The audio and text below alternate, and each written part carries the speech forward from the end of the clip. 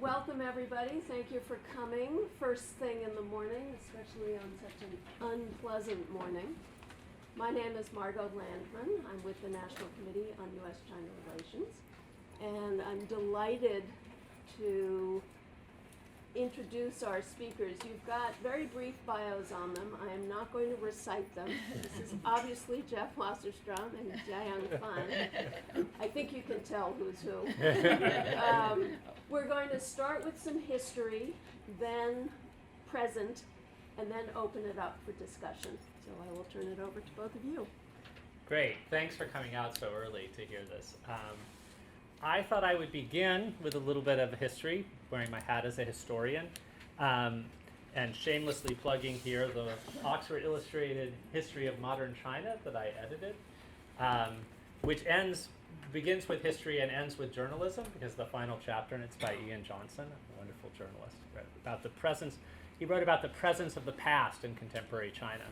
And a lot of what I've been interested in throughout my career, including now, is figuring out how knowing something about what has happened before can help us understand what's happening in China now, or also in U.S. relations with China and connections with China.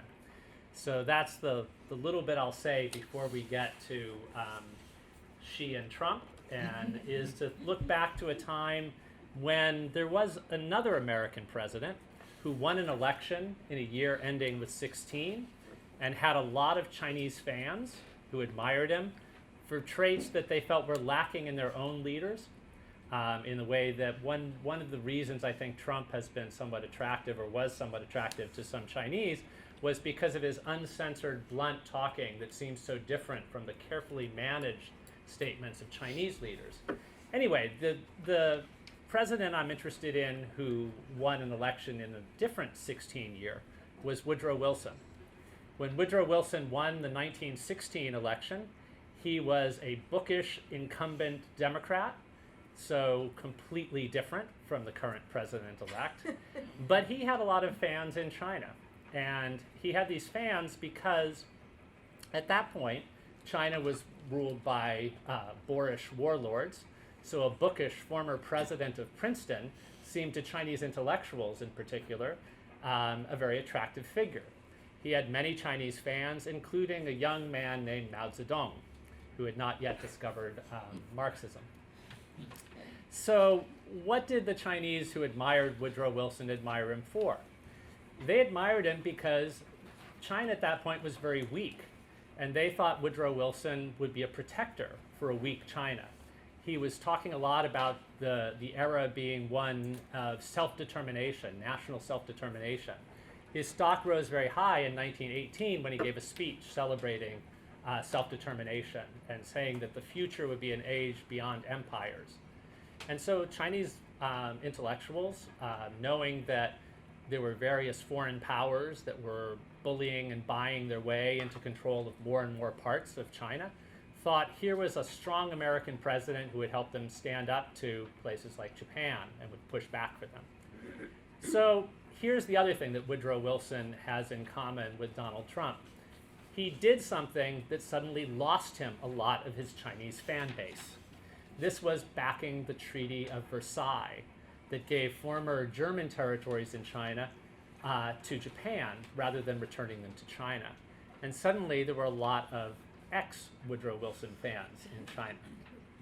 So flash forward to the present, and we see a Donald Trump who, for a time, had a significant fan base within China, in part because of traits that were different from China's current leaders, perhaps.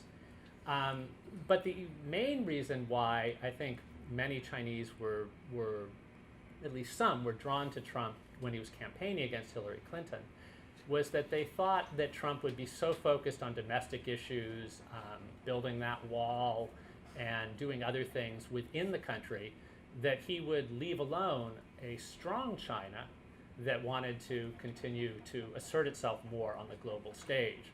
So I think looking from 1916 to 2016, not that a group like this needs to be reminded of this, it shows the night and day difference between China's place in the world. In 1916, it was a weak China that thought, wouldn't it be nice if the United States became more involved across the Pacific and maybe would push back against Japan?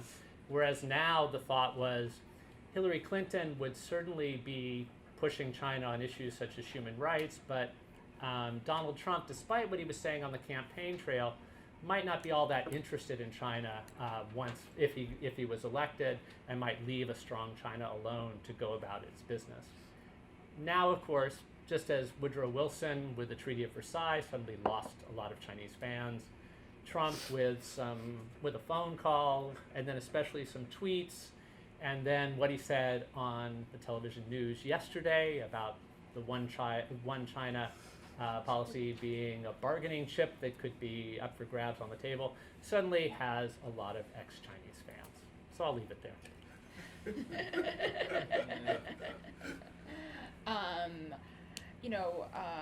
Thanks, Jeff. I mean, I think just looking at, so much of the conversation about this election has been about, especially when it comes to the American relationship has been about what China sees in Trump and how Trump plans to evolve the Sino-American relationship when he's in office. And many people have asked why Trump would ever be attractive to the Chinese. And, it's not clear that he, had unanimous support, but certainly there were voices in, on Chinese social media and in Chinese media that seemed to suggest that he could be a refreshing possibility. And that's, for many of my friends, been very, very baffling and frightening. And I think, I think three reasons why Trump, at least before the phone call, seemed. I feel like the era is going to be marked by that phone call. What happened before and what happened after, is that for many Chinese, especially an older generation of Chinese, there is still a sense of Trump as a successful businessman. And we here, can really, may very much take issue with that. But in China, there is this perception, and because the Trump brand is quite well known and imprinted on, many things, there's this idea that if nothing else, he has been an enormously, well-regarded businessman. That he's built this empire of hotels and casinos, and that he knows how to construct things. And for China, I think for a lot of especially for Chinese of the past 30 years, when there's been such a flurry of construction and this kind of great desire to build, a better, more modern, advanced China. The idea that this is a man who gets things done has a certain level of attraction, and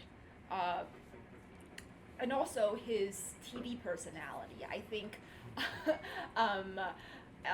I think China perhaps has a greater tolerance for that sort of shtick. I mean, there's a lot of these reality TV shows are well regarded. The idea that Trump presents of himself as the entrepreneur has traction in China, and many of my Chinese friends have certainly said, well, he was able to, beyond however many seasons of The Apprentice, I always watched, and he has hotels all over the world. I mean, this is a guy who really, despite what liberal Americans say, he gets things done, and I think that is very appealing to the Chinese pragmatism, sense of pragmatism, that no matter his locker room talk, he is he has concrete power, and that kind of leads to the second idea that Trump has pushed, that he is against political correctness.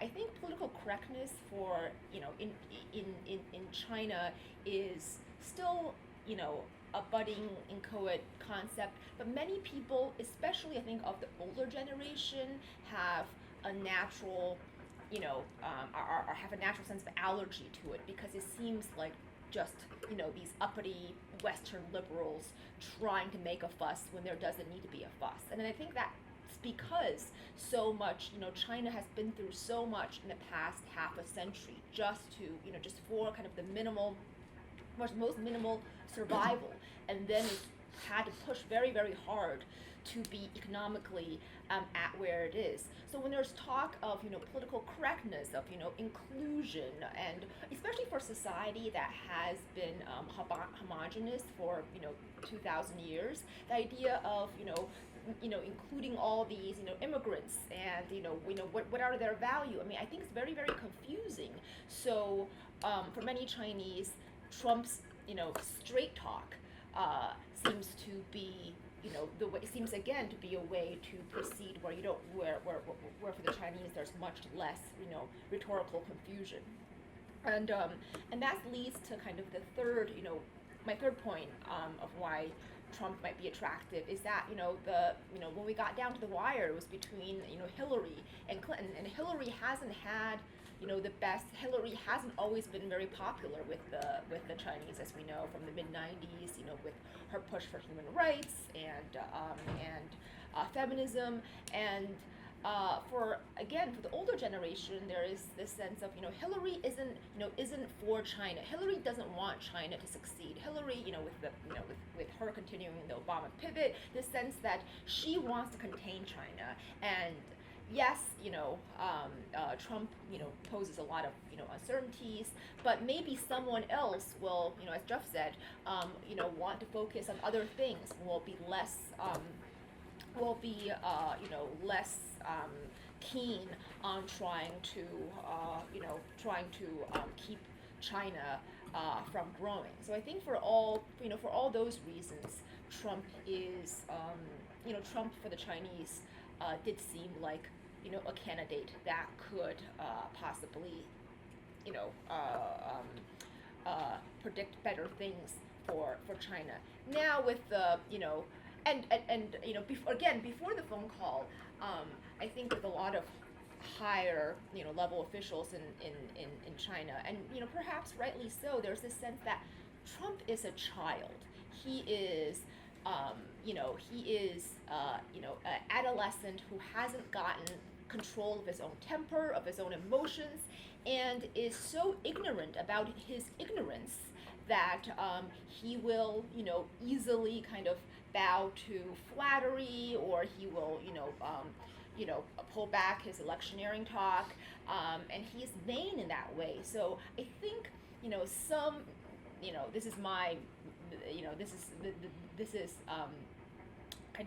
this was my thinking about it anyway, that some Chinese officials are really rubbing kind of their hands together and thinking, this is an opportunity. I mean, this guy's an idiot, and we could really manipulate him to our end. But as the phone call now suggests, there's a real volatility to an idiot, and he does and he bends both ways, as much as his decisions are unpredictable, and his actions, I mean, more importantly, his actions are especially unpredictable. And for the Chinese, I think for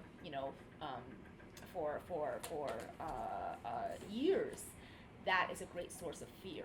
That when you don't have the Chinese prize stability over all else. And when you have an actor kind of in the midst who is constantly lobbing these bombs, you just don't know where it's going to hit. And I think the Taiwan call gives us kind of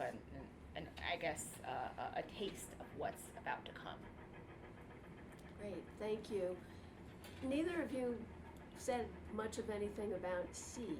Where does he fit in? Well, let me just say as a preface that it's a great pleasure for me to share a stage with Jiayang, and I think the New Yorker, which is always a wonderful magazine, has really distinguished itself in the past year, in the past couple of years, in the way it's covered both Xi Jinping and Donald Trump. And Jiayang is somebody I've been reading lately to follow about some Chinese reactions to Trump and the election.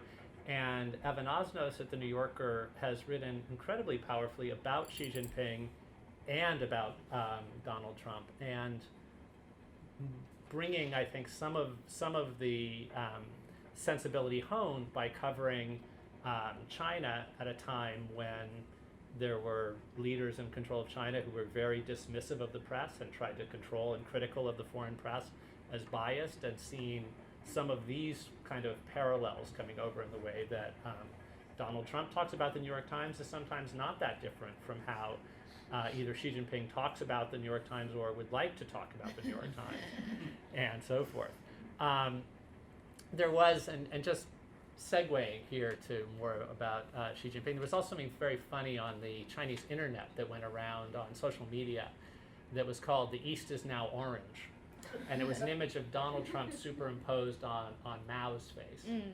And I think some of probably, I mean, there were wonderful things in everything Jiayang said, but I think another part of, at least, and this might get us to a parallel, is there's this fascination with a strongman leader in many parts of the world, across much of Asia, but not just Asia. We see this also in other places, and I think part of the similarity between Trump and Xi Jinping is this idea of claims to be a singular figure who can get things done and make the country great again. I mean, Xi Jinping's Chinese dream ideas is partly, if you can think, going back to a period of past Chinese greatness and reasserting it.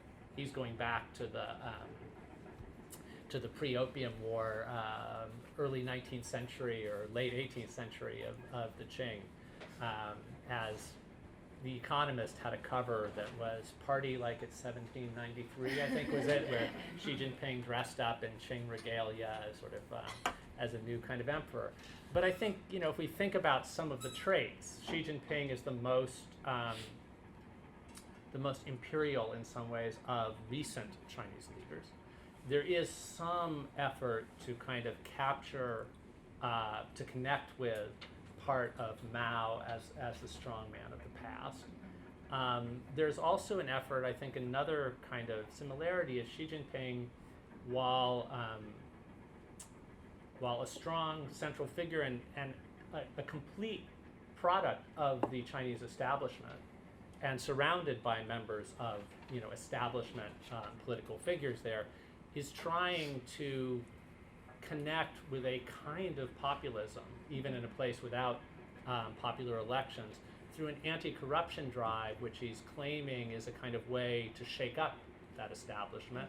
And if there are parallels, I think, between the China Dream statements of Xi Jinping and the Make America Great Again, there's also the anti-corruption drive being really tough on rooting out this evil, has some of the elements of Trump in his drain the swamp phase, in which he still would like to be seen as both somebody who's purging part of that establishment, but also then appointing to cabinet positions people who are often very much of the establishment. Xi Jinping is going out this thoroughgoing, he would claim, anti-corruption drive, but people of close to him are being spared from it. So I think that's this odd way. Now I think there'll be a lot about these two, about the tensions between Trump and Xi, beyond the phone call to the most recent things about the One China policy being up for grabs. There'll be a lot about the butting of heads and the kind of tensions, but that shouldn't blind us to the homologies between these kinds of things, including the autocratic tendencies. And just bouncing off what Jeff said, I think this is a very interesting moment in when we look at both, American society and Chinese society, in the sense that both countries are trying to really get a sense of the fabric of their respective societies. And there's, I think, a fear that somehow the leadership is losing grip on what exactly their society is made up of, and what are the different tiers, and where the problem areas lie. And starting with Trump, I think so much of why this election was such a shock to me and so many of my colleagues, and I think perhaps many of you here, is that this the resentments of the rural working class kind of came to the surface in a way that nobody suspected, and that despite certainly what the New Yorker reported and what other many mainstream media outlets reported, that there was an oversight, that we somehow did not see what a majority of Americans, at least in those, or at least a very good, sizable fraction of Americans, what they wanted and what they fear and what their grievances are. In China, in a similar way, there's been so much growth and development and push for, prosperity, that at this particular moment, when Xi has been, he's not exactly a new leader anymore, but I think there's that rising fear of, what is the Chinese middle class that is coming up? What exactly, and with the Chinese focus on stability and their fear of any kind of, as we've learned from, Tiananmen and just kind of other uprisings, their fear of any kind of unexpected uprisings. There's this sense of, wanting to issue a prophylactic, of wanting really to, basically not reprise in China what has happened with the Trump election here. So I think in order to do that, you really, the Chinese Xi is thinking, well, what can I do to really kind of keep, keep on track,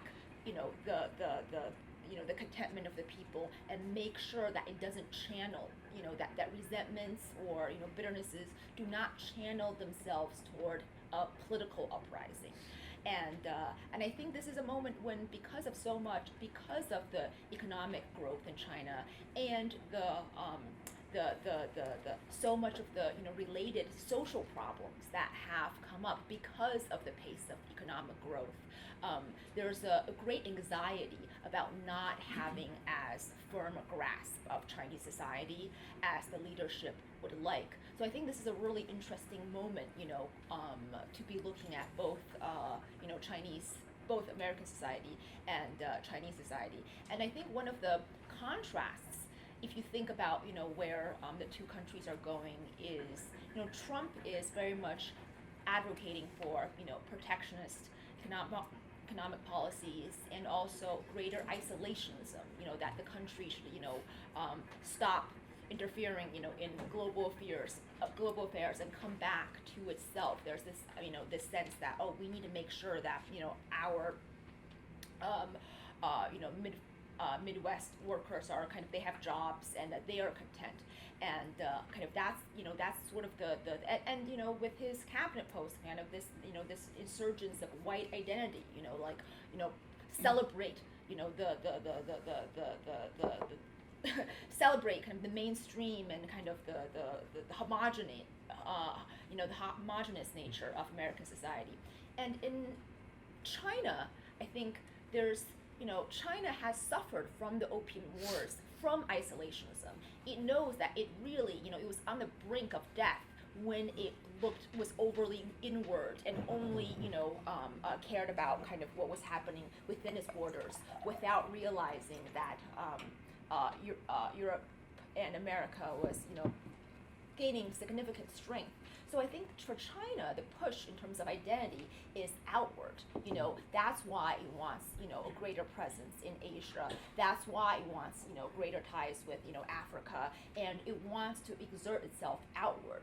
So I think, you see kind of one kind of shrinking, the U.S. kind of shrinking back into itself, at least under, the Trump, I know that probably many of us here don't agree with that, but at least under the Trump leadership. And for Xi, wanting to keep domestic affairs stable enough that then China can kind of expand outward and really kind of reclaim what the Chinese have always believed, that it is the middle kingdom, that it still is, in the middle of the world in a very, kind of significant and superior sense. So I think that contrast is really interesting. Just as a side note, you could say China at the moment is saying, don't associate us with a wall, associate us with a road, Silk Road. Right. That's the same moment when Trump's saying, think about the wall. Right. No, the wall is sort of, very fitting in that sense. All right, we can open it up. Does anybody have questions or comments? Marty, keep it short and identify yourself, please. Okay. Who am I? Martin Rivlin, Columbia, and CUNY, I guess. All right, I'm going to be my usual iconoclastic self, but be very short. All right, agreeing with much of what you both said, I'll just make 2 points. One, that I would wonder if the Chinese security services, or the ones who are supposed to know things, really have the same opinion or not, and how much they're influencing Xi. The second point is, well, agreeing with your contrast in what's going on, I'm, shall we say, kind of not nauseated, but pathesized in that I see the level of leadership in both cases as, shall we say, not something I would wish for under the worst circumstances I can think of, but I'll leave it at that. So the security, we don't know. I mean, one of the things that I think is always a challenge with grappling with China, with the Chinese Communist Party leadership, is that for all the changes that have gone on with the intertwinement and engagement of the world, it's still largely a black box when we get to the point of trying to figure out what's actually going on in Zhongnanhai and what's being thought about.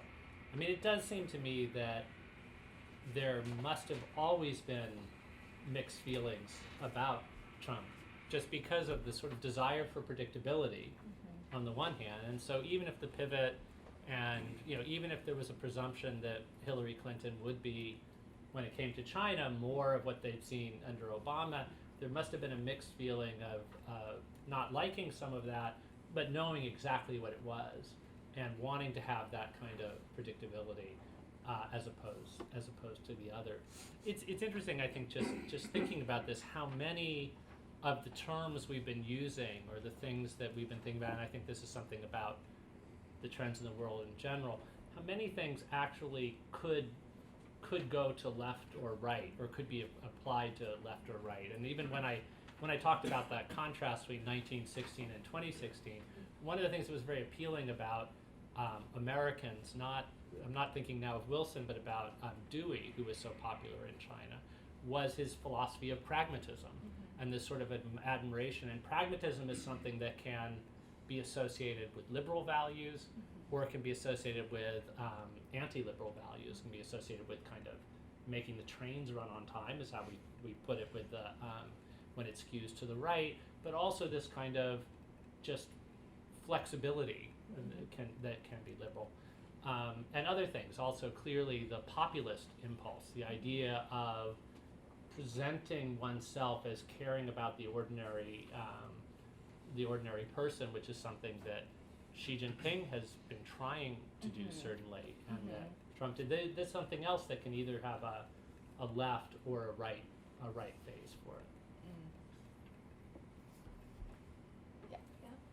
So speaking of ordinary people, Please identify I'm sorry, yourself. Jamie Fleischman from Jewish-Chinese Cultural Connection, and one area where, despite the politics of the last 8 years or however long you want to look back, that it's been pretty successful between U.S. China, I would say, is on people-to-people relations, and especially you look at academia and the amount of Chinese abroad.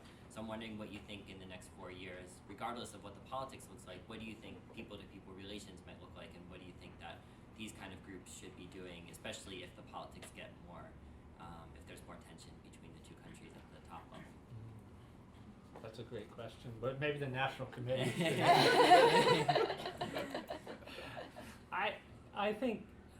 I guess what I would say is that this is one of the many examples of things in U.S.-China relations that is important to do without illusions.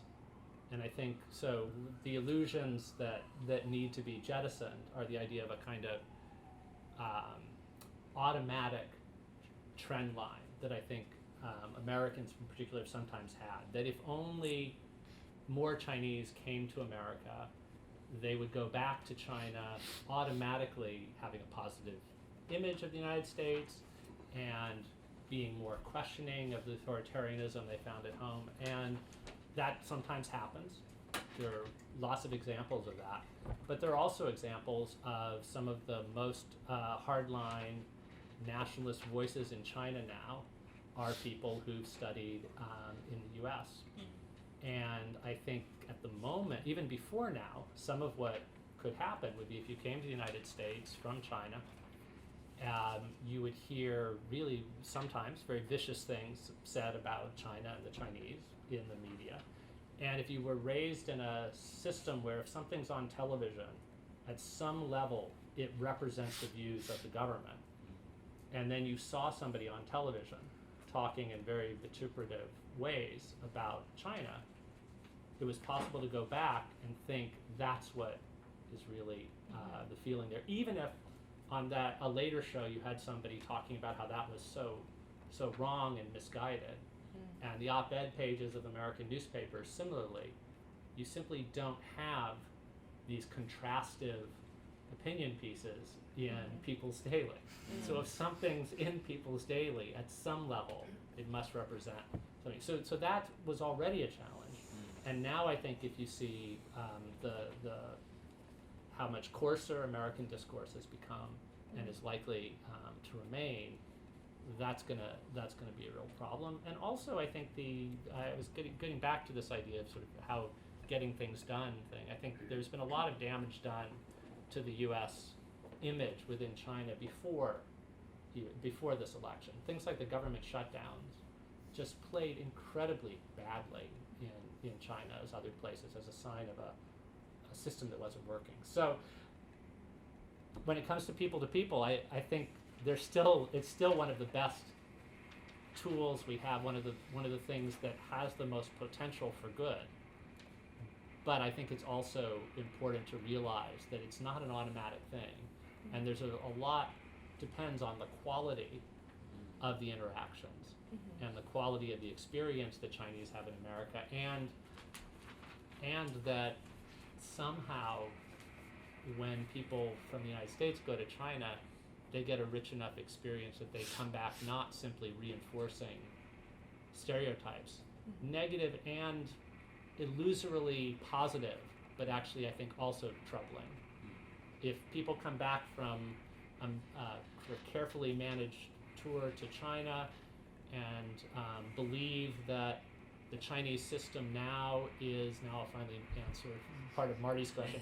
If they come back having drunk the Kool-Aid of thinking that China is a meritocratic society where the best automatically rise to the top, that's not helpful either, because that's not what's happening in China now at all levels, certainly.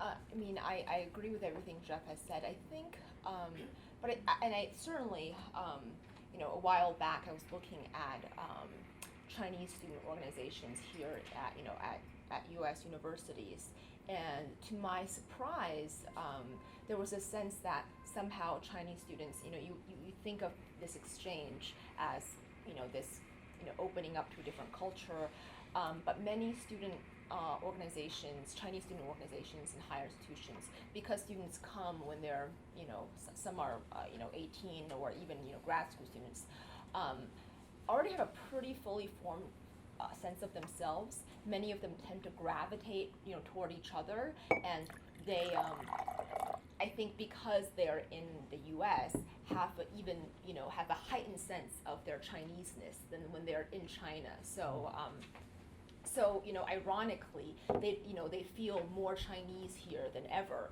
and sometimes that kind of sense of virulent nationalism tends to assert itself.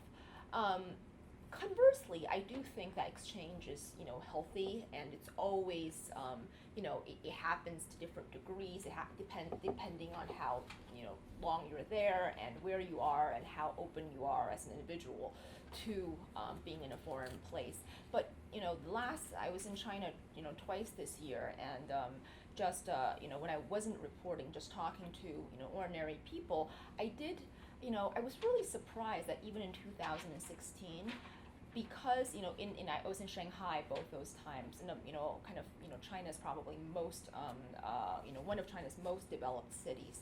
There is still that aversion or suspicion of non-Chinese people and what their tendencies might be and what their culture might be like. I mean, and especially in China, there's, I think, a great fear of what you don't know, and many Chinese, especially the older Chinese, I think, are seen as can be quite racist, especially against kind of the other minorities. It's like there's a real lack of self-awareness when they talk about African Americans and the Latinos. Their sense of they're not like us in the U.S. And in China too, there's this great sense of I think of those people not somehow of them being the other and not like themselves. And I don't really see any way out of that except for continued exchange and communication. I think it's only when you develop, and I think for the Chinese, it's so important to develop a personal relationship with another person. I mean, with the new Trump's new ambassador, right? This idea of he's an old friend of China's. I think that really, I mean, whatever you may think of that, but I think that sort of personal relationships matter to the Chinese an enormous amount, and so that and I think that can only be a good thing for Chinese youth to be exposed to the other cultures outside of China. And right now, I mean, it's really predominantly the middle class and the upper class of Chinese who are able to study abroad. I mean, it's still very costly. And what I would love to see, and this really has to come, I think, with kind of economic changes, is when a greater percentage of Chinese youth, of all, kind of from all economic stratas, are able to come, leave China and see the greater world. I think that would go a long way to really changing the next generation of Chinese perception of what the world outside of China is like. Wow. Start with Joan, then Frank, then Steve. Yeah, I'm Joan Kaufman from the Schwartzman Scholars Program, and I wanted to ask a question about the tightening up in the academic sphere in China right now, which really is very much in contradistinction to China's kind of thinking of itself as more of a global actor. I don't want to say global power as much as a global actor. China, Africa, the new Silk Route, all this stuff. China assuming its place in the world, and the outward-looking China, which is, I think projected to some degree. But, I've spent a lot of time in China over the last 35 years, and I think one thing I've felt over the last, especially the last 20 years or so, has been the ability to have open discourse in the academic space, right? That it hasn't been controlled. But this sort of trend towards, no foreign textbooks, and this just a few days ago, party directive about, tightening up in the academic space. It seems very much in contradistinction to the kind of wanting to know more about the world and engage with the world more as a co-equal. So I just wanted to ask if you could say something about that. If you think it's real, for just putting the fear factor in there, like the foreign NGO law, things like that, where is this coming from, and how real is it, and how significant is it in terms of China's actual ability to be a global actor? So. Right. I mean, I think that, I think that's a really great question, and I think the Chinese have always, dating back from from the end of the Qing dynasty to when Chinese intellectuals realized that they needed to learn kind of Western technologies and to strengthen themselves. There's this idea that we import skills and technologies from the outside world, but that we have to retain our Chinese core, that this is something fundamental to who we are, that we never give this up, but we can learn, how ships are built, and we can learn, today, like why, Apple's such a great company, that we, kind of learn these extrinsic things, and then we bring that back and make China stronger. So I think the crackdown in the academic sphere has to do with the fear that somehow Chinese students, the rising generation of Chinese students, as they learn about, Western, political science and philosophy and history, that somehow they might get confused about, what we want to import, back to China, this idea of democracy and, kind of liberal values and universalism. I mean, for the Chinese government, I think that's quite frightening, because if, there's a greater buy-in among the younger generation for all these values, that really threatens, the top political class. So I think this is, the crackdown has to do with, well, we have to draw a very firm line about what we are learning from the West and what we're emphatically not learning from the West and what we will not be importing from abroad. So I think that it comes from that. And also, this idea, this interrogation, and I think this quest for what the modern Chinese identity is, preoccupies, I think, a lot of Chinese intellectuals and artists and, writers. And for the Chinese government, what they do not want is this sense of this identity somehow, no longer abiding by, leadership of the Communist Party. I think they somehow want to kind of cut that off, early on, so that we still know that whatever you young students learn, whatever you find inspiring from the West, that it all has to be under the umbrella of the, our glorious, socialist leadership. So I think that's what, I think it's real fear, I think, is what that crackdown comes down to, about its threat to political legitimacy. Yeah, and I would say in the two frames of reference of the recent past. So I was in China in 1986, which was a really exciting moment to be on a Chinese campus. And it felt people had a tangible sense that they were able to talk about things more freely than they had been a year, 2 years, 5 years, definitely before. And that there was this kind of movement, that the trend line was toward more kinds of things being translated, more kinds of topics being open for discussion, and so on.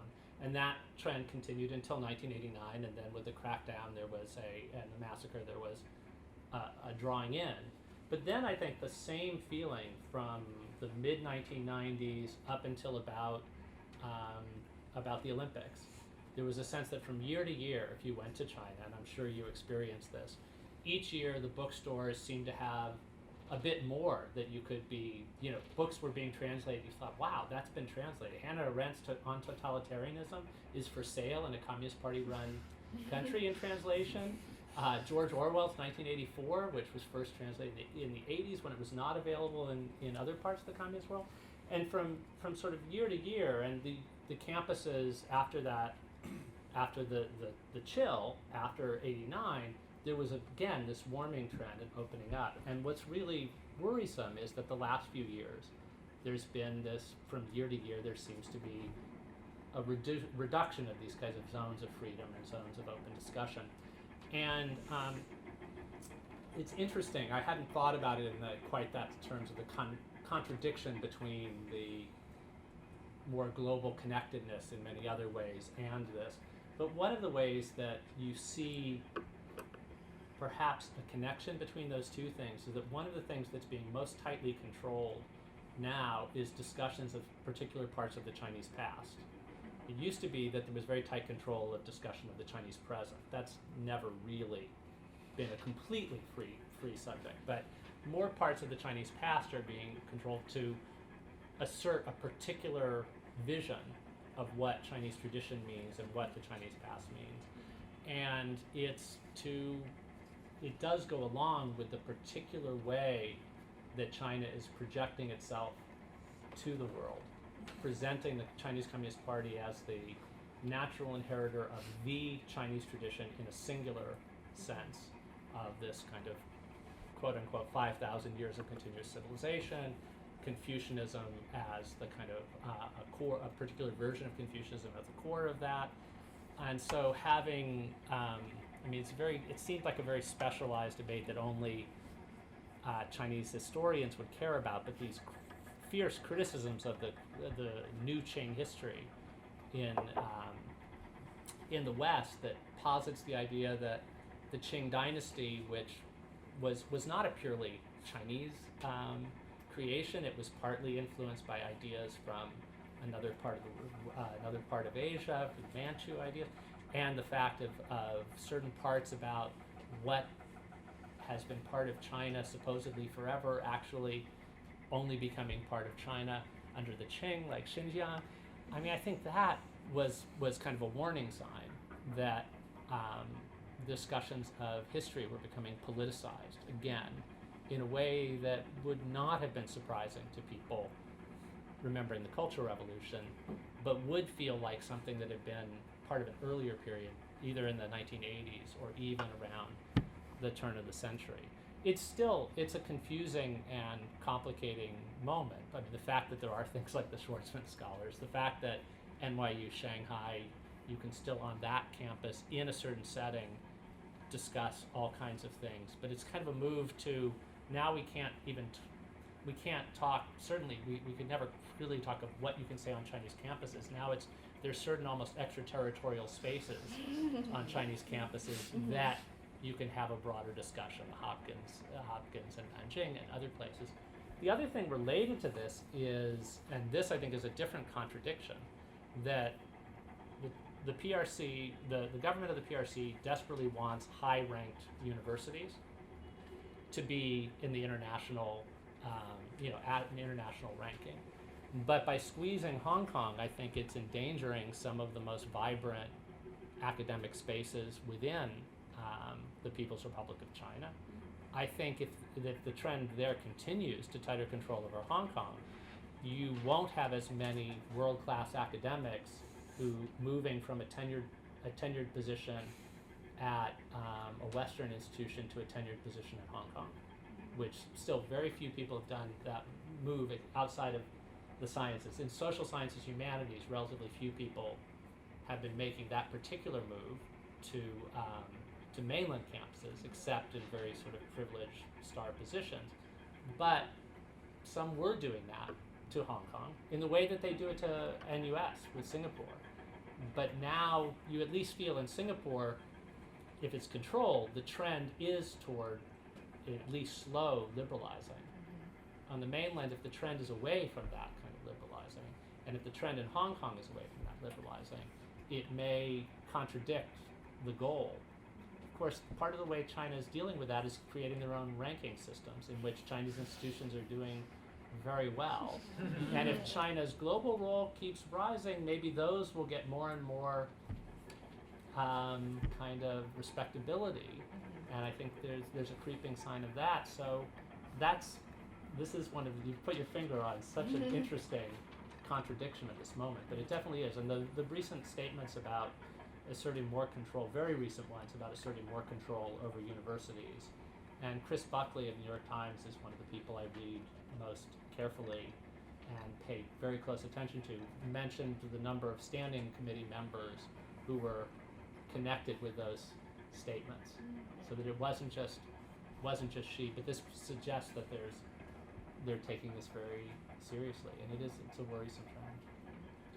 Now, Frank Kale, United States-China exchanges. I have a question about U.S.-China policy in the Trump administration, and the angle that I'm asking each of you to help us with is, could you rehearse different U.S.-China policies in the perspective of Trump, the P.T. Barnum salesman for whom everything has a price, and on the other side, within the Trump camp, the Bolton factor, where the anti-China policy at every turn will out, and containment, for example, will be reinforced. And the fact that when Trump says the one China policy is on the bargaining table, it shows at least two things. One, his ignorance of how and how long and how rigorously the Shanghai Communique and all that it represents and foretold for a decades-long stable policy on the one hand. On the other hand, the reality that the one China policy, in my reading of the world, is one of any country's non-negotiables. So you have the supreme negotiator for whom everything has a price, and you have this policy which has been shown. You won't let us into the United Nations? We'll wait. We'll wait. You don't, well, you can think of other examples. So, could you rehearse some of the spectrum of policies that may emerge and what the implications might be? I think this is the part where we both say, we're not political scientists. That's that. No, I think you've spelled out the contradictory trends from the U.S. side of this particular moment, of things pulling in these different directions, and even the difficulty at the moment of treating the Trump administration to be as a coherent entity. I mean, we had a week before this, Pence and others saying on after the phone call that this should not be interpreted as meaning that the one China policy is up for grabs, and then a week later we had Trump himself saying the one child policy should be up for grabs. China. The one China. One China. I knew I was going to do that. You are very, very tough to keep separately. Very different. Very. One child policy is up for grabs. That's ended too. Yeah. So I think, and even parsing the selection of Branstad as and then talk of Bolton being in the second. It's really a confusing set of signals being sent right now, which is not comforting to people who want to have some sense of the policy. And we should know, be deliberate. which could be deliberate to keep off balance. And I think, I mean, the people I'm reading and finding important to read on this issue are ones who say one of the even or if especially if you care about Taiwan and you admire some of the things that have been going on there, the way in which Taiwan to some extent is being thought of and used as a bargaining chip is not doing a service to Taiwan as well. So I want to hear more from people in Taiwan or thinking about this from the perspective of Taiwan as a place that is moving in really encouraging directions in lots of ways. And I think for the Chinese government, I think they were really at the outset, upon learning that Trump, was really going to be installed in office. I think the Chinese diplomacy is done, through just this cultivation of a relationship, and of course, it wasn't encouraging that all of us knew so little about what a Trump presidency would look like and what his outlook would be with regards to Asia and China. But I think, China really knew that it wanted to, tread carefully, and it wanted to, strategize about where it could benefit from Trump's, ignorance and bravado, and how it could really turn that into its advantage. But right now, the set of mixed signals that he's sending is possibly kind of the worst thing that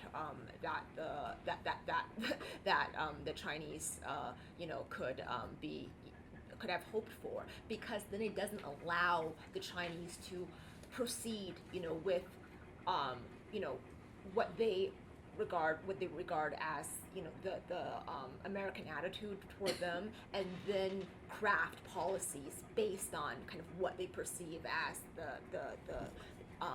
the American outlook. So right now, I think it's a really trying moment for China because of how confusing, frankly, the Trump administration is presenting itself toward China. Steve Barclay, Hong Kong Economic and Trade Office. First of all, just a comment. You were talking earlier about the meritocracy in the US. I was on an out-of-town visit last week, talking to an American governor of a state, which I will not say which one, who had never heard of the word meritocracy and asked me to explain what it meant. Well, maybe not as uniform as you'd like to think. well, I know you couldn't be talking about the governor of my state, because I think Jerry Brown would have recognized that. But I won't speculate on what the other was. I was also going to ask about what do you think that Mr. Trump is trying to achieve in relation to his actions and statements in relation to China and Taiwan, and there's more than one black box out there. Okay. Yeah. And what do you think are the risks to the US in terms of how China may react? So I think with all of these things, it's important to balance in our minds the things that are very different about China and the United States and tensions between them, and also the connections between them and the entwinement. So I think on the economic front, while people will talk about risks on both sides, risks of what Trump could do related to the Chinese economy, risks of what China could do to the U.S. economy, the Chinese government needs for its legitimacy right now to be able to at least have some degree of economic growth. Growth is slowing. The Communist Party for a while made the high growth rates a key part of its legitimation story. Another part of the Chinese Communist Party's legitimacy story now is about projecting Chinese influence growing greater and greater, and territory, if anything, going greater. So these things kind of clash with the U.S. situation, with Trump focusing both on South China Sea, which is that story of Chinese influence and territory expanding, but also talking about the economy, which is the other. So I think there are great limits to what the Chinese Communist Party will do or will want to do related to the economy, because given how intertwined the two economies are, it's very hard for them to do something that would hurt the Chinese economy without simultaneously hurt the American economy without simultaneously hurting the Chinese economy. So it's easiest to imagine both sides doing things at the symbolic level, which is what, to some extent, they've been doing. And then, scarily, the other place to do things is via these tensions over things ranging from small specks of land to actual islands. That, and that's very worrisome. So I mean, it's. I almost wish it was easier to see how there could be economic steps taken, but economic steps taken are likely to ricochet back against the governments doing them, and so it's very worrisome. I mean, so I guess the nice scenario is it all just stays at the symbolic level. The very scary scenario is that it ends up being about skirmishes and planes that could and have in the past collided with each other and things like that over the islands. I think what's frightening is that Trump, being, who fashions himself as this, freewheeling deal maker, that he doesn't realize the historical significance of so much of what, is now the Sino-American relationship and kind of the various agreements that, that have been built to really, preserve this very delicate balance. And, when he throws out, in an interview, this idea of, I can use this as a bargaining chip. I think for the Chinese, it puts them in a very uncomfortable spot because, they feel compelled to respond, even if they think that, these are the words of a complete buffoon who may not, understand their significance. But I think to really, to save face in a way, but also to really kind of stand by, their positions. They feel compelled to respond forcefully in some way, because this is so, the one China policy has been kind of at the pinnacle of what, how China sees itself. So even if, these are, the words, of a very ignorant idiot, China, it doesn't matter who says them, the kind of person who says them. If someone, if the U.S. president says them, then China feels, feels the pressure to take them seriously. And there's another point of keeping in mind parallels as well as differences. We're used to thinking of Chinese governments caring a lot about saving face, but it's clear that Donald Trump cares very much about his own face, and that part of the very combustible thing going on is him trying to react to criticism of his Taiwan call by then upping things as a face-saving measure. Twitter doesn't help. Twitter doesn't. In an era of with face-saving, Twitter doesn't help. Yeah. I'm actually from Singapore. My question is, despite those challenges, in what areas do you think the two countries will have the best cooperation opportunities? And in the administration every time. Thank you. The best possible cooperation opportunities. I mean, I feel off balance here because I was up until this election, what seemed the most promising area for potential cooperation was on climate change, and by far the most important area for cooperation in a global sense is there. I mean, I think this may sound kind of flip, but as tense as things are right now, it's actually still easy to imagine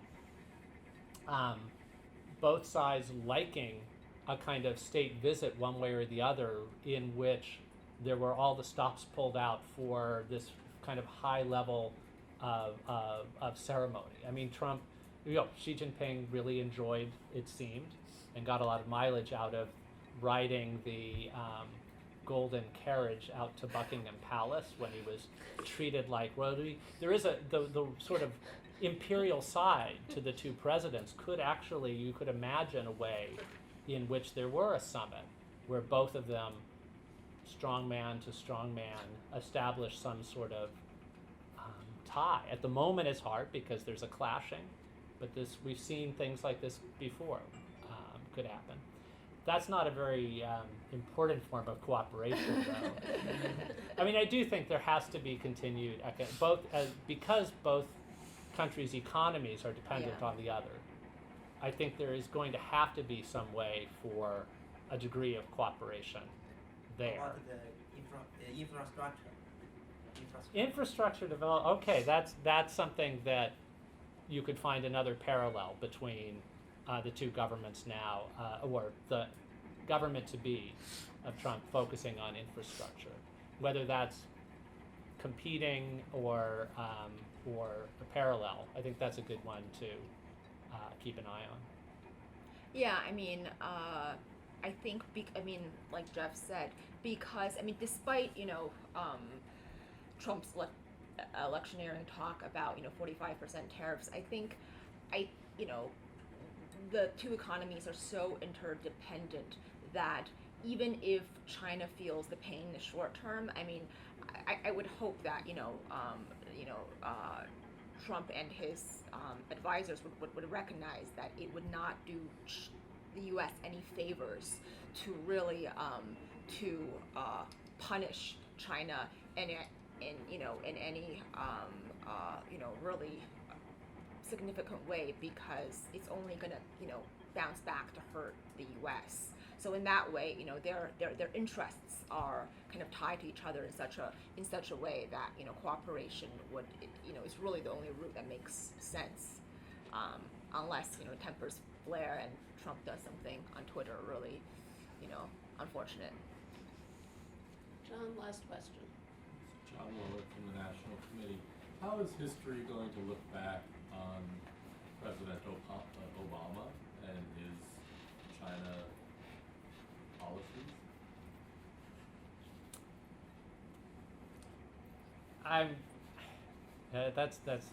That's a great question. That's a tough one right away to answer, because in a sense, the truth is that, of course, we look back on policies partly vis-a-vis what came after, as well as what came before. I don't think Obama's China policy will be seen as one of his more effective ones. I think there are all kinds of other things that I'm already feeling very nostalgic about the Obama presidency for. But I think I think it may be looked back on as one of the last moments of a kind of belief in this notion that more engagement would somehow inevitably lead in the directions we were hoping for. It's possible that again it may, but in another sense it could be looked back to in part as